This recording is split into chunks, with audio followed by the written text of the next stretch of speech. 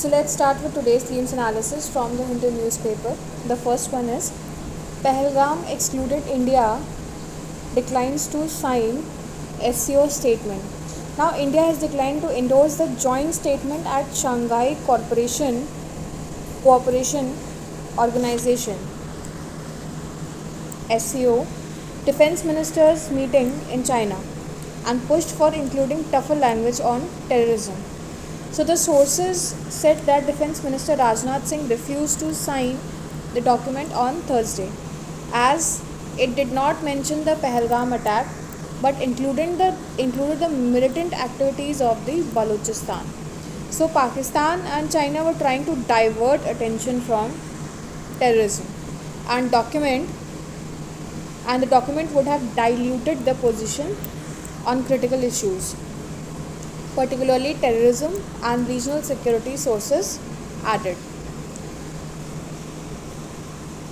So Ranveer Jaiswal, who is from the Ministry of External Affairs, he is a spokesperson of MEA, said that we understand that the member countries could not reach consensus on certain issues and hence the document could not be finalized. India wanted concerns on terrorism reflected in the document, which was not acceptable to particular country.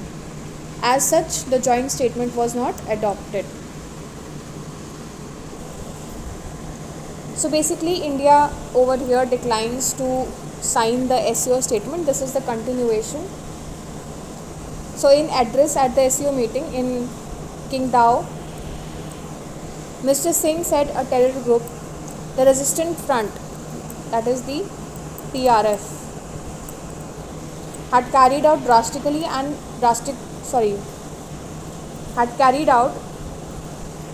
dastardly and heinous attack on innocent tourists on Pahalgam in Jammu and Kashmir, killing 26 innocent civilians, including Nepal nationals.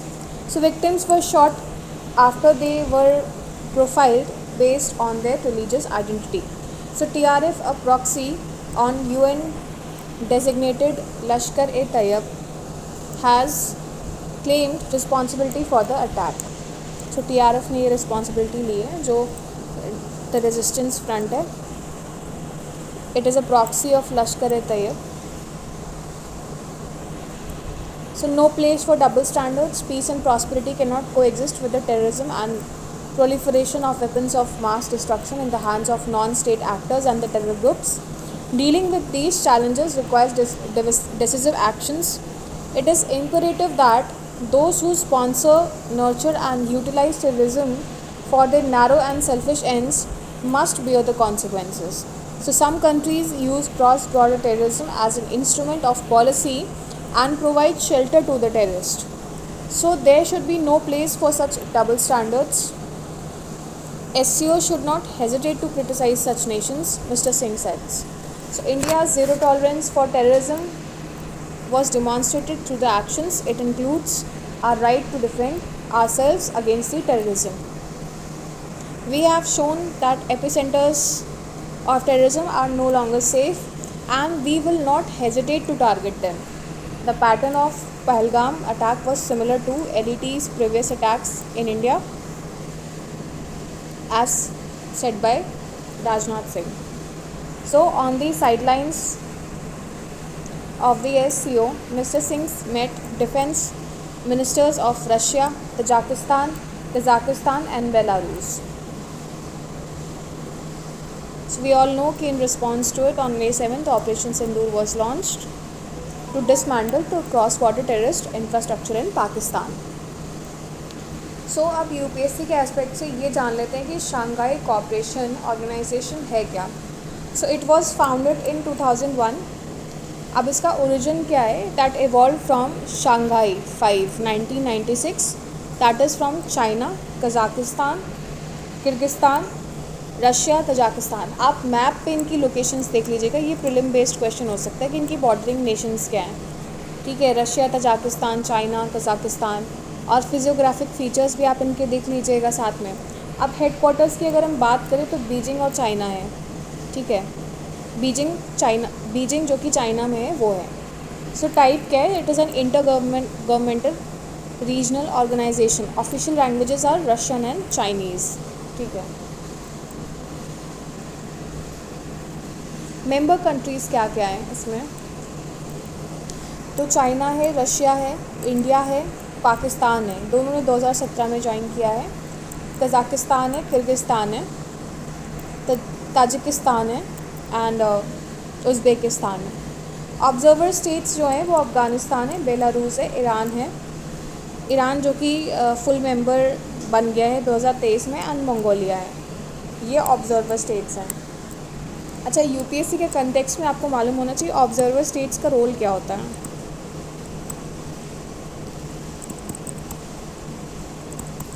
ये आपको मालूम होना चाहिए. SCO के objectives क्या है, to strengthen the mutual trust and neighborly relations among the members of the states and promote cooperation in political, trade, economic and cultural areas. Ensure regional peace, security and stability, combat terrorism, separatism and extremism. तो ये इनका हालांकि M है, but इसे देखा नहीं जा रहा है इस बार में.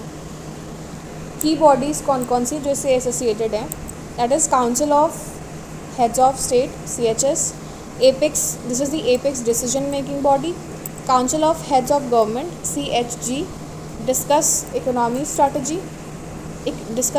and strategy, Council of Foreign Ministers, regional anti-terrorist structure, that is the RATS, based in Tashkent, Uzbekistan.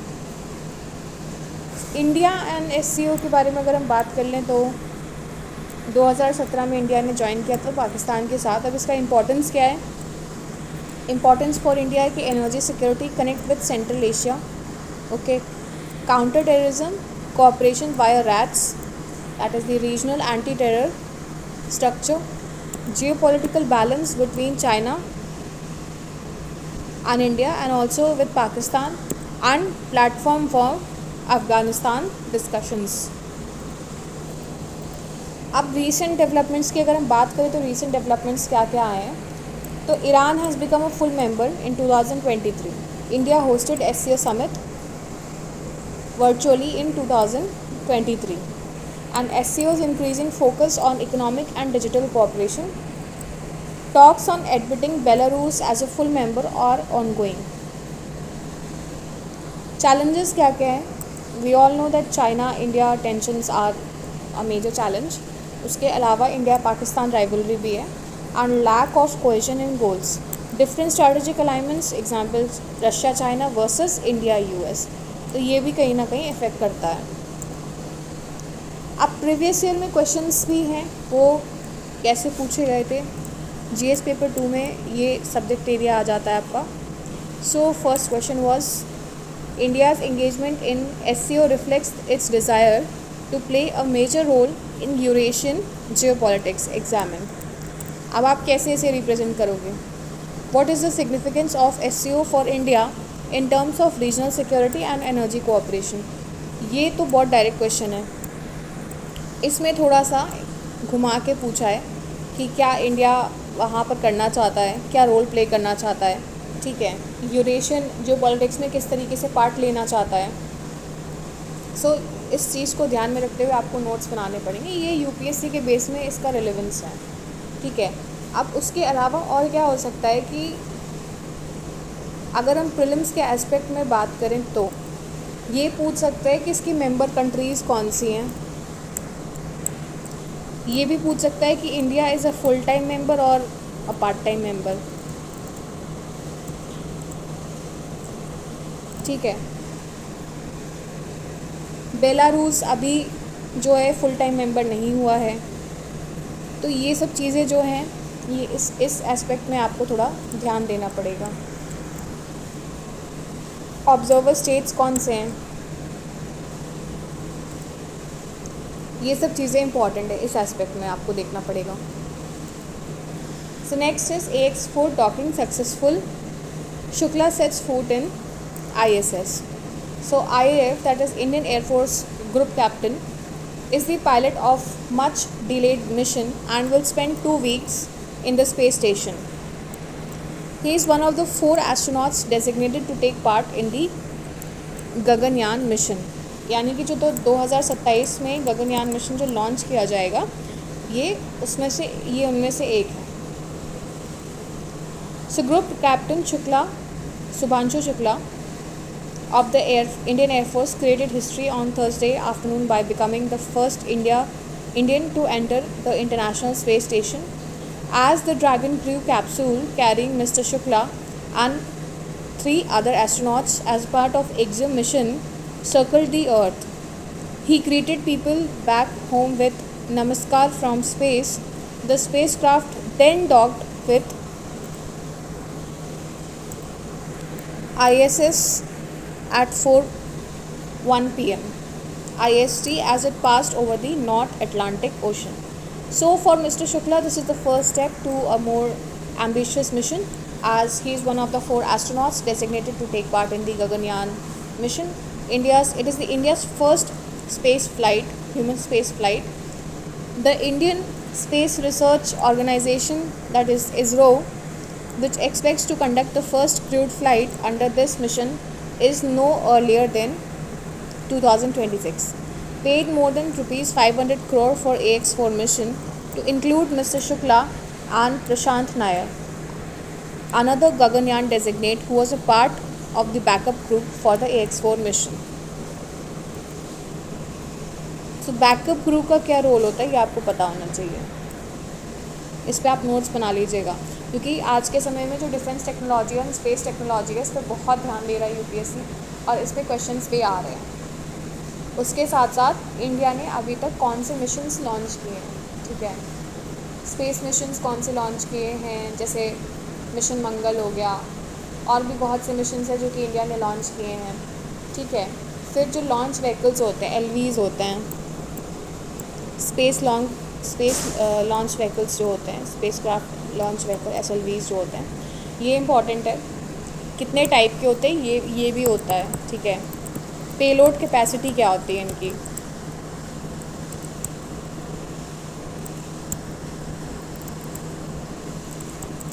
ये सब आपको मालूम होना चाहिए. ये इंटीग्रली बहुत थोड़ा सा बेसिक पार्ट है इसका, और इसीलिए इस पर फोकस देने वाला है, क्योंकि यूपीएससी ये नहीं पूछेगा कि गगनयान मिशन क्या है, कौन लॉन्च करेगा, शुभांशु शुक्ला किस मिशन का पार्ट है. ये आपके जो बेसिक कॉम्पिटिटिव एग्ज़ाम्स हैं, जैसे कि जो स्टेट सर्विसेज के एग्ज़ाम्स हो गए या बैंक के एग्ज़ाम्स हो गए, उनमें काम आ सकता है, लेकिन ये यूपीएससी में नहीं आएगा. यूपीएससी जो है वो बेसिक क्वेश्चंस ही पूछेगा आपसे हमेशा, ये बात ध्यान रखिएगा. यूपीएससी जो है वो हमेशा बेसिक क्वेश्चंस ही पूछता है, वो कंसेप्चुअल पे ही जाएगा. तो कंसेप्चुअल बेसिस पे आपको स्पेस टेक्नोलॉजी से रिलेटेड कि कौन से लॉन्च व्हीकल्स का यूज़ होता है, ठीक है, पेलोड कैपेसिटी क्या है, इंडिया में अभी क्या चल रहा है, बाहर अभी वर्ल्ड में किस टाइप के लॉन्च व्हीकल्स चल रहे हैं, ठीक है, उनकी पेलोड कैपेसिटी क्या है, रॉकेट की पेलोड कैपेसिटी क्या है, लॉन्च व्हीकल्स की पेलोड कैपेसिटी क्या है. तो ये सब आपको ध्यान देना पड़ेगा, इस पर नोट्स बनाने पड़ेंगे, टाइप्स क्या होते हैं. फिर इंडिया ने कौन कौन से मिशंस लॉन्च किए हैं, और अभी तक 1 साल के अंदर, 1 ईयर के अंदर वर्ल्ड में कौन से मिशंस लॉन्च हुए हैं, ये सब वर्ल्ड 1 ईयर के अंदर, मतलब जिसको अगर नेक्स्ट अटैम्प्ट देना है 2026 का देना है तो 2025 या हद से 2024, ये 2 ईयर के जो क्वेश्चंस हैं ये आप मतलब इस पर नोट्स बना सकते हो, इसीलिए ये इम्पॉर्टेंट है. So what is AX4? It is a mission जिसका नाम EXIM-4 है.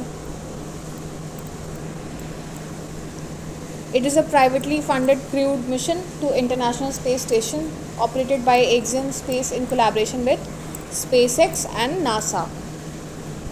अच्छा, ये भी आप पता कर लीजिएगा, SpaceX एंड नासा जो हैं वो क्या सेम ही कंट्री के स्पेस स्टेशंस हैं, ये आपको मालूम होना चाहिए. So this is a question for you. Comment in the comment box, do mention it. This is a homework for you.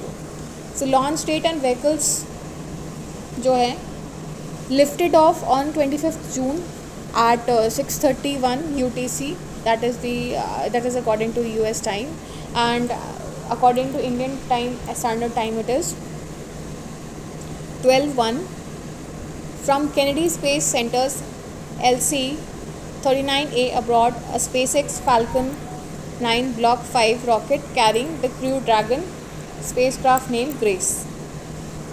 So docking, it is a soft docked with ISS on soft docked with ISS on 26 June at 10:31 UTC.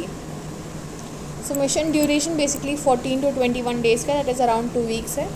ये हमने कल के उसमें discuss कर लिया था कि कौन कौन से लोग इसमें हैं.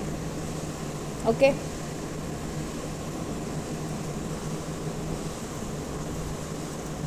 So Subhanshu is the first Indian to visit ISS and the second Indian to the space after Rakesh Sharma in 1984. So Poland and Hungary are also making their first government-backed ISS visits. अब basically ये launch क्यों किया जा रहा है, इसमें क्या research and innovation होगा. So there are around 60 experiments spanning medicine, biology, material science and more focused microgravity effects from 31 countries. ठीक है. Notable topics include diabetes, research with glucose monitoring and insulin device testing, Indian-led studies on microalgae, muscle atrophy, crop resilience, screen usage, microbial adaptation, etc. So इसमें India के भी कुछ missions हैं. ESA और Poland and Hungarian Huner experiments focusing on neuroscience, material space, radiation and more. India के लिए क्या significance है? That participation strengthens ISRO's experience ahead of Gaganyaan crewed mission planned in around 2027. India now has an astronaut on ISS, a symbolic and practical milestone. Collaboration continues post-docking, like an MOU between Axiom Space and Hyderabad Skyroot Aerospace to foster joint LEO ventures. So this is not. What about the timeline and delays? Original launch was scheduled on 11 June and was delayed due to liquid oxygen leak in Falcon 9 rocket. So technical issues भी थे. A pressure leak in ISS Russian Zvezda module. So we all know that on 25th June it was successfully launched, 3 weeks after the initial planned date. So colonial era land reforms erased Maharashtra's traditional grazing routes. This is the findings of IIT Bombay. Long before GPS coordinates and bureaucratic land records mapped every inch of India, the shepherds in Maharashtra traversed districts along shared grazing corridors sanctioned by the state. So this mobility was not just cultural, it was institutional as well.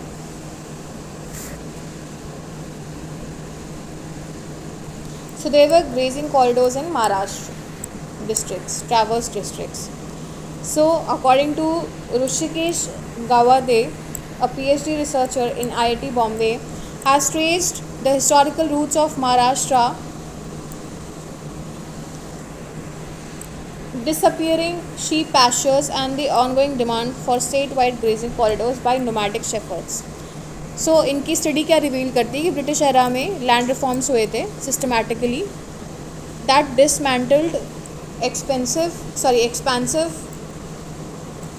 and community managed grazing networks. So raising urgent questions about the land rights, pastoral livelihoods and governance of commons in contemporary Maharashtra. So basically यहाँ पर यही बताया जा रहा है कि जो Britishers थे उन्होंने जो भी मतलब ज़मींदारी सिस्टम्स को, जो लैंड रिफॉर्म सिस्टम्स को इम्प्लीमेंट किया था, that was basically for the benefit of the British. Okay, not only for the East India Company but also for the land of Britain. and the people of Britain, just क्योंकि they wanted to extract all the money from India, making it economically weak.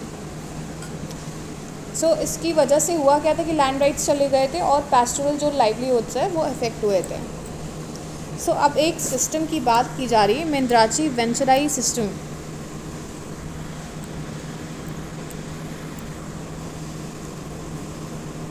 So under the Mendrachi Venkarai system, nomadic shepherds, they paid fees to graze their flocks across the vast tracts on uncultivated lands, including the forest. So these pastures were not demarcated by the administrative borders, but by natural boundaries, often two riverbanks forming a corridor. The system documented in 18th century Peshwa diaries and later referenced in British colonial records. So ये जो system introduce किया गया था मेंद्राची वेंकराई system, इसमें fees पे करनी पड़ती थी ग्रेजर्स को. So on such record in an 1823 report by Mount Stuart Elphinstone, the then governor of the Bombay Presidency, described sheep pastures as inconvenient for administration, citing a lack of authority over the itinerant shepherds. So according इनका जो solution हुआ था, इन्होंने ये बोला था अपने documents में कि ये इनकन्वीनियंट माना जाता है फॉर एडमिनिस्ट्रेशन, कि लोग ऐसे ही घूम फिर के ऐसे ही जो शीप पैस्चर्स थे ऐसे ही मतलब चराने आ जाते हैं. तो उन्होंने जो सोल्यूशन दिया था वो ये था कि the system should be dismantled. So the British replace these flexible arrangements with rigid boundaries based land records. The survey and settlement act of 1865 legally recognized village grazing lands but confined them within fixed village limits. ठीक है. A move that effectively criminalized the inter-district movement of shepherds, was shrinking in how a system that once enabled mobility was gradually replaced by one that rendered it illegitimate. Pasture land governance shifted to centralized bureaucratic record. So this was the major solution he gave कि इसे क्या कहते हैं, इन जो lands को है उसे record में कर लेते हैं और एक स्ट्रिक्ट जो है बाउंड्री बेस्ड जो है सिस्टम को इम्प्लीमेंट करते हैं. ठीक है. वरना पहले क्या होता था कि लोग पैसे देते थे अंडर द मेंद्राची वेंचराई सिस्टम, उसमें जो थे वो पैसे देते थे और वो आराम से क्या कहते हैं अनकल्टिवेटेड लैंड्स में चराने के लिए अपनी भेड़ बकरियों को ले जाते थे. बट लेटर ऑन इसे कॉमर्शलाइज़ कर दिया गया और स्ट्रिक्ट उसमें बहुत ज़्यादा कॉमर्शलाइज़ कर दिया गया और एक फ़िक्स लैंड दिया गया उसमें कि आप उसी में करिए, उसके अलावा आप नहीं कर सकते हैं, उन एरियाज़ में ही आप कर सकते हो ग्रेजिंग. सो अब यूपीएससी में क्या इसका रिलेवेंस आ जाता है. तो सबसे पहला एक नए सिस्टम के बारे में बात की जा रही है जो आपको किसी बुक में नहीं मिलेगा. ठीक है. ये रिसेंटली 18th सेंचुरी जो पेशवा की डायरीज़ है और ये जो गवर्नर थे जो इन्होंने रिपोर्ट पेश की थी ऑफ बॉम्बे, ये उसमें ही पाया गया है. तो आपको इस पर थोड़ा सा कंसेप्चुअल नोट्स बनाने पड़ेंगे. एक शॉर्ट फॉर्म में ये पूछा जा सकता है कि व्हाट इज़ मेंद्राची वेंकराई सिस्टम. तो ऑप्शंस में आपको दे सकते हैं कि it is a system where farmers और graziers they pay fees for the land. ठीक है. या it is a agricultural tax. ठीक है. It is a trade system. मतलब इस तरीके से ऑप्शंस आपको 4 ऑप्शंस दे देंगे. और अगर आपको मालूम नहीं होगा कि इस सिस्टम में जो नोमैडिक शेफर्ड्स थे वो फ़ीस पे करते थे, तो ये शेफर्ड्स के लिए था. ठीक है. तो आपको ये चीज़ मालूम होना चाहिए. इस टाइप के क्वेश्चंस यूपीएससी, ये प्रीलिम बेस्ड है basically. So next is the Israel Iran seize fire managing the blowbacks. So अगर हम इस एडिटोरियल की बात करें तो ये एडिटोरियल जो है वो एनालाइज करता है about the Israel Iran cease fire implications and the strategic complexities in West Asia. So after intense hostilities led by Israel and that was backed by US, the ceasefire has paused military operations but left the underlying tensions unresolved. So Israel's airstrikes weakened Hamas and Hezbollah but could not eliminate Iran's regional influence. So Iran remains crucial due to its geography, demography and ideological networks despite sanctions crippling its economy. So for the US and its allies, the strategic goal has been regime change in Iran, aiming for pro-West government to ensure regional stability and reduce threats like nuclear proliferation. However, forcibly altering Iran's regime risks chaos similar to Iraq, Libya and Somalia. So a sustainable solution lies in gradually reintegrating Iran into regional politics and global diplomacy. So to prevent radicalization and ensure peace, meanwhile the Gaza conflict persists with potential humanitarian crisis and geopolitical repercussions, a reiteration and rebuilding of the geopolitical ties is important. अब UPSC के aspect में इसका क्या क्या importance हो सकता है, that India की जो वेस्ट एशिया पॉलिसी है वो क्या होनी चाहिए. ये नोट्स आप लोग बनाते चलिए कि वेस्ट एशिया पॉलिसी क्या होगी. क्यों? क्योंकि अगर अचानक से क्वेश्चन आ गया ना घूम के तो आइडिया नहीं आएगा. फिर अटेम्प्ट आपका चाहे किसी भी समय, चाहे 3 साल बाद हो, 2 साल बाद हो, नोट्स आपके पहले से ही प्रिपेयर्ड होने चाहिए. So regional security architecture, Iran nuclear issue, Israel Palestine conflict and global geopolitics. इस कंटेक्स्ट में इंडिया का जो है यूपीएससी का जो है रेलेवेंस लाई करता है. ठीक है, ईरान का एक्चुअल में जो न्यूक्लियर इशू है वो है क्या, और अगर न्यूक्लियर वेपन पावर आ जाती है ईरान के पास तो उसका क्या इफेक्ट पड़ेगा वर्ल्ड पे, ये पूरा आपको डिस्कस करना है.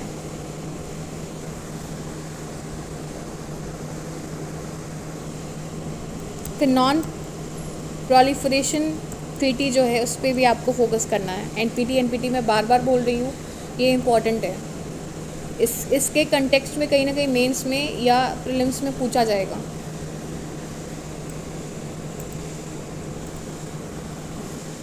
So next is fathoming America's plan to manage AI proliferation. अब बेसिकली इसमें जो बैकग्राउंड बताया गया है मैं आपको शॉर्ट में बता दे रही हूँ, that US earlier issued a framework for AI diffusion imposing export controls on AI hardware and technology.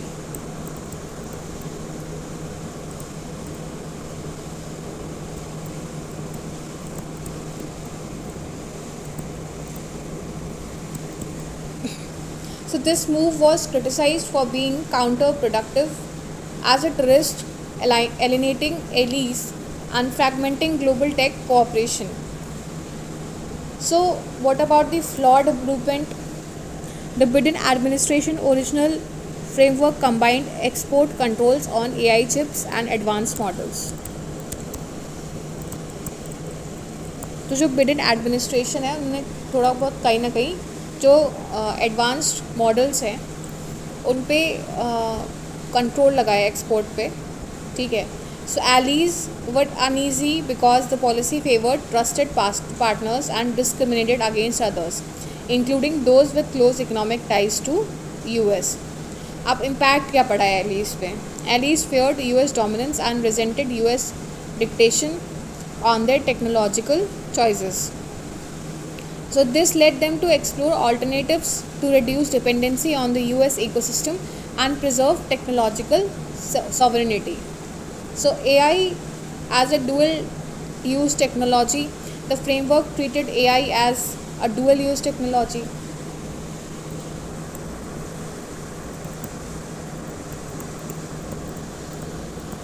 किस तरीके से dual use technology है? मिलिट्री पर्पस के लिए भी इसका यूज़ होता है एंड सिविलियन पर्पस के लिए भी इसका यूज़ होता है. ये डुअल यूज़ है टेक्नोलॉजी का. So broad restrictions on AI stifling civilian innovation and collaboration research. So Trump era influence क्या पढ़ा है? The earlier framework echoed Trump era protectionism, prioritizing strategic rivalry over cooperation. For countries like India, this restrictive approach posed barriers to AI development and partnership. So what is the framework recession? The US rescinded the original AI framework in March 2024. However, new export controls remain, notably tighter rules on advanced AI chips and related tech. The new measures included on-chip features,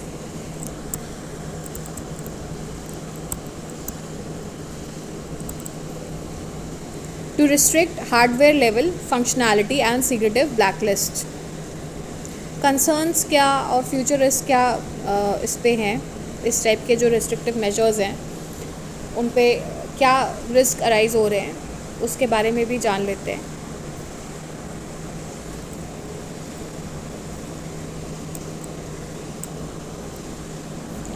So the US actions may fragment the global AI ecosystem.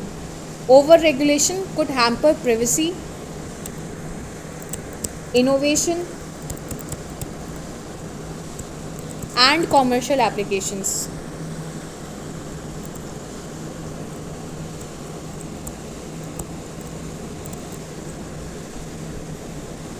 So allies may seek independent AI paths, weakening US tech leadership. Challenge lies in balancing AI control with open technological collaborations to avoid geopolitical and economic fallout.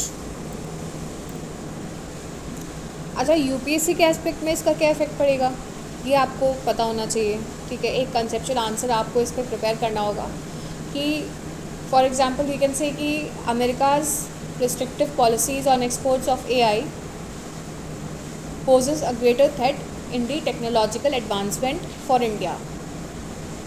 Comment upon it. इस type के questions आ सकते हैं. Next is vaccinating India. अब यहाँ पर India की जो vaccination history है और जो अभी प्रेजेंट सिनेरियो है विद रिस्पेक्ट टू कोविड-19 उसके बारे में बताया जा रहा है, जो कि मैं आपको शॉर्ट में एक्सप्लेन कर दे रही हूँ.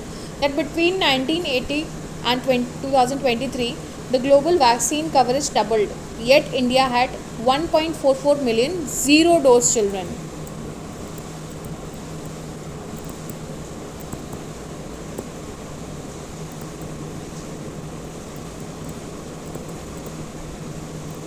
In 2023. So the second highest worldwide. This lacking is second highest in the worldwide.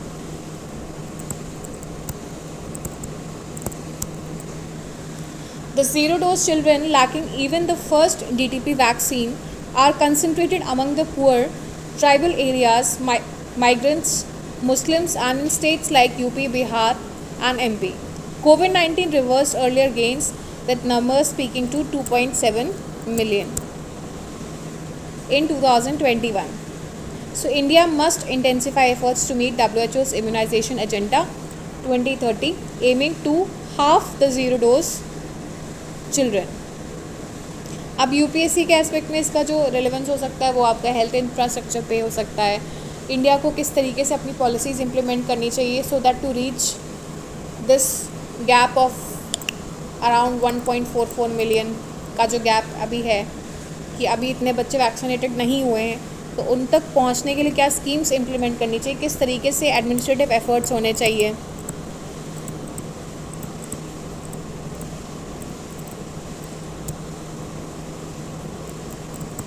जो डिस्ट्रिक्ट अथॉरिटीज़ हैं उनको क्या रोल प्ले करना चाहिए, इस एस्पेक्ट में आपको ये सब आपको नोट्स बनाने पड़ेंगे. साथ में एसडीजी जो है सोशियो इकोनॉमिक डिस्पेरिटीज़ के बारे में अगर हम बोलें and public health policy challenges in reaching marginalised populations, अगर हम इनके बारे में बोलते हैं तो ये भी कहीं ना कहीं यूपीएससी एस्पेक्ट में इम्पॉर्टेंट है.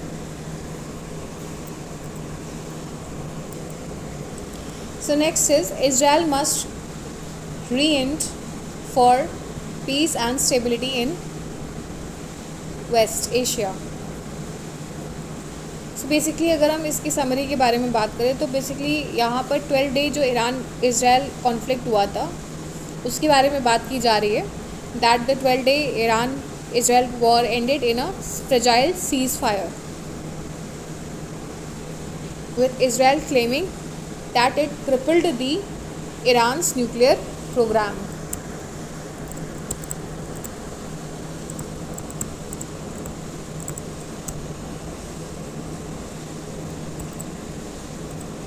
However, Iran retained resilience, retaliating with missiles and drone attacks, exposing weakness in Israel's air defenses. The conflict highlights the Iran's continued role in a counterbalance in West Asia, seeking stronger ties with Russia and China. Meanwhile, the Israel's diplomacy on US support was evident, and as Washington intervened to avoid prolonged conflict, US intelligence believes that Iran's nuclear program was only delayed by months. ठीक है, revealing the limits of military solutions. The editorial urges diplomacy, suggesting economic incentives for Iran in exchange for nuclear concessions and calls for the US to restrain Israeli actions for regional stability. So हमने already discuss कर लिया कि इस topic पे UPSC में क्या topics बन सकते हैं, like West Asian policy and all, nuclear का जो नॉन प्रोलिफरेशन जो ट्रीटी है उस रिस्पेक्ट में हमने ऑलरेडी डिस्कस कर लिया है। ठीक है, ये बस इतना ही, ज़्यादा इम्पोर्टेंस नहीं है अब इसकी। बट येस, यूपीएससी के एस्पेक्ट में मैंने ऑलरेडी अपनी प्रीवियस वीडियोस में बताया है कि क्या क्या इम्पोर्टेंट है। So next is what sparked the कील आदि कंट्रोवर्सी। सो मेजर फाइंडिंग्स इसमें, इसके बैकग्राउंड के बारे में अगर हम बात करें तो कील आदि एक आर्कियोलॉजिकल साइट है that is near Sivaganga, Tamil Nadu. Excavation, it started in 2014 under Tamil Nadu State Department of Archaeology, that was later continued by the Archaeological Survey of India. So, linked to ancient Sangam age civilization. अब major findings इसमें क्या क्या हैं? That urban settlements remains from Sangam age has been found.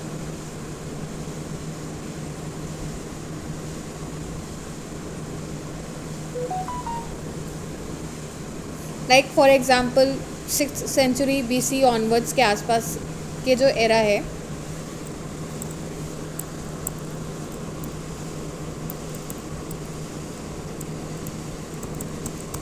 वो find किया गया है। So brick structure, industrial activity, remnants, pottery with Tamil Brahmi script,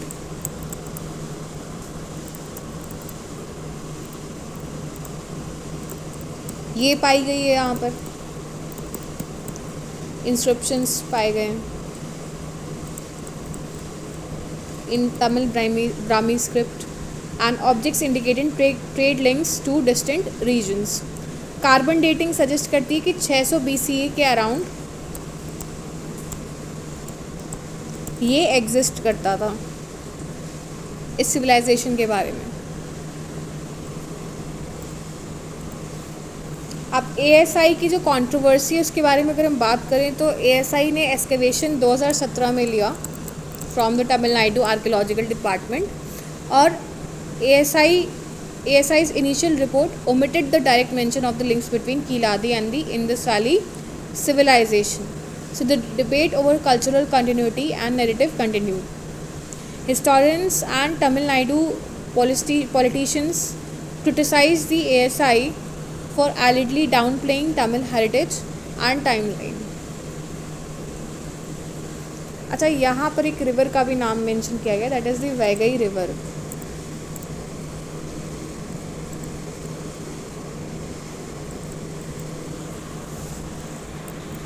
So it was in Kiladi that they unearthed over 7,500 artifacts, including the wall structures, drainage systems and wells, all evidence of a sophisticated urban society that thrived What was even more compelling was the carbon dating, which revealed that these elements are over 2160 years old, dating back to 2nd century BCE, which is the time of Sangam period in the Tamil Nadu.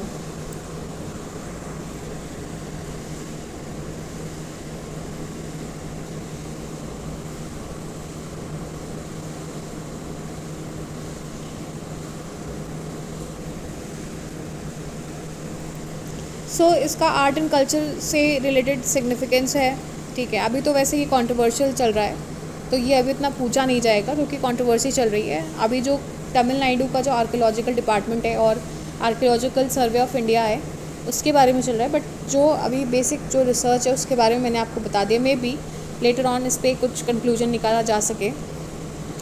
Next is what are commonly used cancer drugs.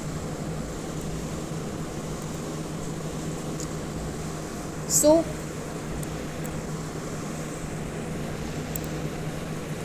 a major new investigation by the Bureau of Investigative Journalism published by The Hindu has revealed that cancer drugs shipped around the world to more 100 countries have failed the quality test. ये कल की news में निकला था कि quality test failed हुआ है. India में जो भी कैंसर ड्रग्स जो कीमोथेरेपी के लिए बनते हैं वो फेल हुए हैं क्वालिटी टेस्ट. अब उसके कुछ रीज़न्स बताए गए. सबसे पहला रीज़न ये बताया गया कि उसको जो प्रिजर्व करने के लिए जो स्टोरेज सिस्टम है वो पुअर हो सकता है, उस वजह से क्वालिटी में इफ़ेक्ट आया हो, ठीक है. बट ये प्रॉबेबल रीज़न नहीं माना जा रहा है. रादर मैन्युफैक्चरिंग में इश्यूज़ पाए गए हैं. So cancer is a disease characterised by uncontrolled cell growth. It is caused by mutations in genes disrupting or inhibiting the normal ways in which cells divide. This causes cancerous cells to develop, and when a mass of cancerous cells grow, it can form tumor. So chemotherapy drugs disrupt this process, and these medicines have transformed the landscape of cancer treatment, improving outcomes for patients. अब ये 6 type of drugs use होते हैं.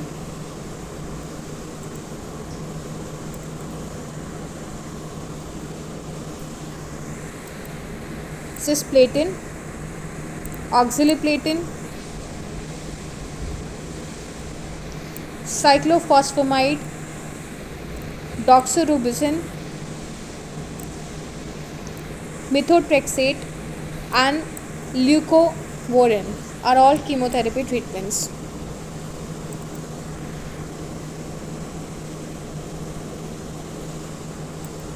Cisplatin क्या है? Basically platinum based drug है that emerged in 1960s from an unexpected discovery, and researchers found that the platinum containing compound blocked the growth of bacteria, leading to the realization of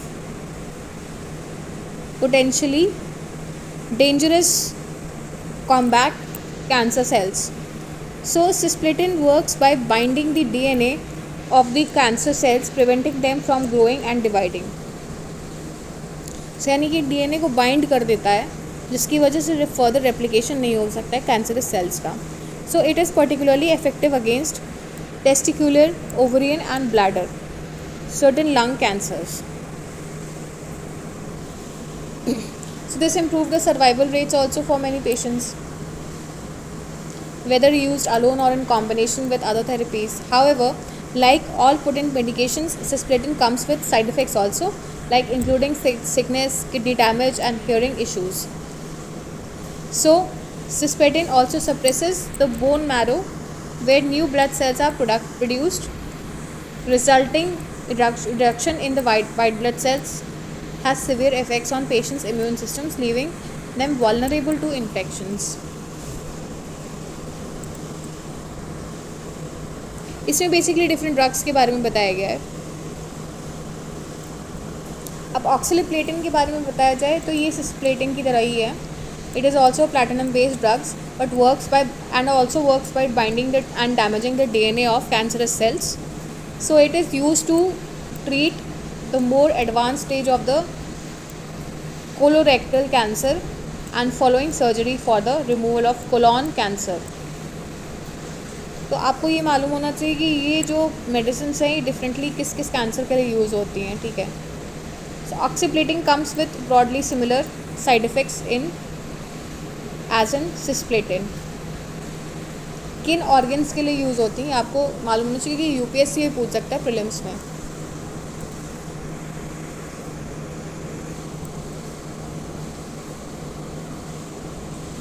अगर हम cyclophosphamide की बात करें तो ये एक another की थेरेपी ड्रग है, ठीक है, to tackle the disease including the breast cancer, some types of leukaemia और type of blood cancer, sarcoma, cancer of the connective tissues. ये नाम भी याद रखिएगा कि जो ल्यूकेमा कैंसर है वो that is associated with a type of blood cancer. Sarcoma जो है that is the cancer of the connective tissues and advanced lymphoma cancer of the lymph nodes, ठीक है. और ब्रेस्ट कैंसर भी ये ट्रीट करने के लिए है. सो ये वर्क कैसे करता है? This also disturbs the DNA of the cancerous cells and limits their ability to replicate and mutate. It also causes a drop in the white blood cells and can cause pain when passing urine due to inflammation of the bladder.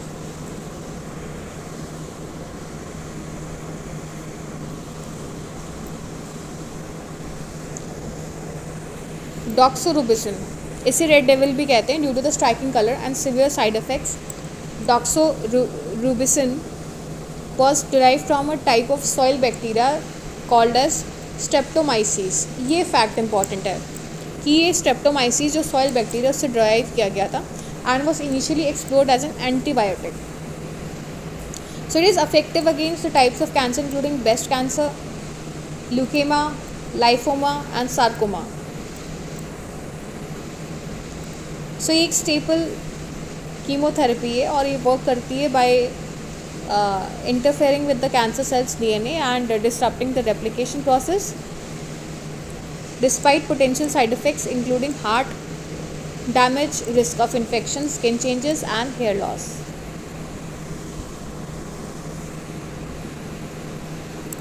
Methotrexate के बारे में अगर हम बात करें तो ये very effective है against various cancers including leukaemia, lymphoma and certain types of tumor by inhibiting the protein responsible for creating new DNA molecules. It stifles cancer cell growths. ये हाई डोजेस में दिया जाता है followed by leucovorin to help protect the healthy cells from the damage. यानी कि ये जो है ये प्रोटीन ही ब्लॉक कर देता है जिससे कैंसरस सेल्स प्रोड्यूस होते हैं. ल्यूकोवोरिन क्या है? Also known as the folinic acid, not to be confused with folic acid. Folinic acid और folic acid में डिफरेंस है, ठीक है, ये इसे कहते हैं. आपको अब ये पूछ लिया अगर यूपीएससी में कि which of the following is a folinic acid, ठीक है, तो आपको मालूम होना चाहिए. It is a form of vitamin B9. It differs from the rest that were tested in the investigation. That is not technically considered a chemotherapy drug but a companion to chemotherapy. It was first introduced in 1950s and was designated to manage the side effects of the methotrexate, for which it is still used today. So इसमें basically जो drugs हैं उनके users कैसे हैं, किन cancerous cells के लिए ये यूज़ होता है, ठीक है, like for breast cancer, ovarian cancer. तो इन टाइप ये जो टाइपोलॉजी है आपको ये मालूम होना चाहिए, ठीक है. आप बेसिकली इन पे ड्रग्स के नाम और कॉलम में ड्रग का नाम, organs targeted for the treatment of cancer cells,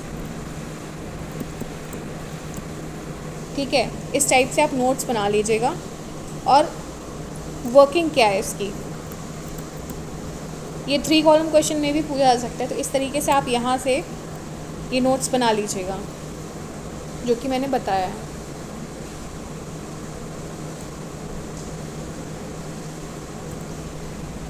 So that's all for the day. Here I end my analysis. Thank you and have a nice day. I request you to like, subscribe and share my channel.